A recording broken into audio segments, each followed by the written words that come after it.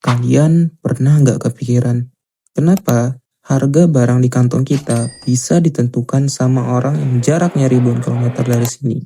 Halo semua, saya Muhammad Syakir Ramadan dan hari ini saya bakal mereview materi dari kelompok 14 yaitu globalisasi dan dampaknya terhadap kebijakan.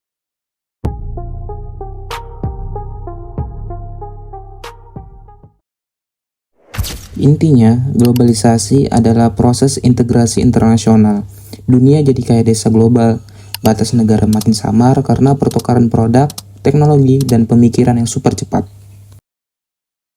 Tapi ingat, pemainnya bukan cuma negara lagi, ada aktor non-negara yang punya power gede. Organisasi internasional kayak WTO dan organisasi dunia lain ikut andil dalam menentukan kemana arah ekonomi suatu negara berjalan. Akibatnya, pemerintah seringkali harus menyesuaikan kebijakan publiknya.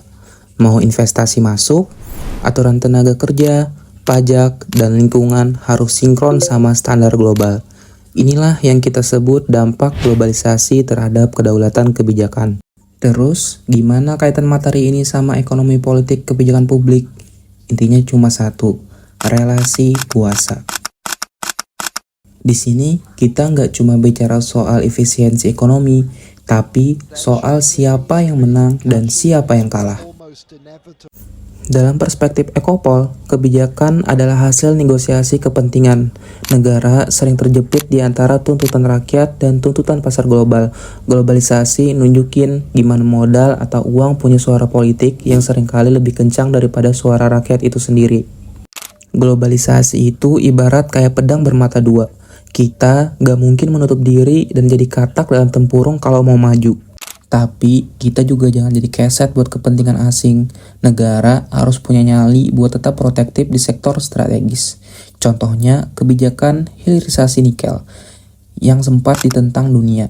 Itu adalah langkah berani untuk memastikan kita gak cuma jadi penonton di pasar global. Namun keberanian di panggung dunia hanyalah satu sisi mata uang. Sisi lainnya adalah bagaimana dampak kebijakan ini mendarat di kaki rakyat kita sendiri.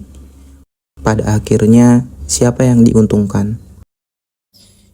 Itu saja review singkat dari saya. Sekian, terima kasih.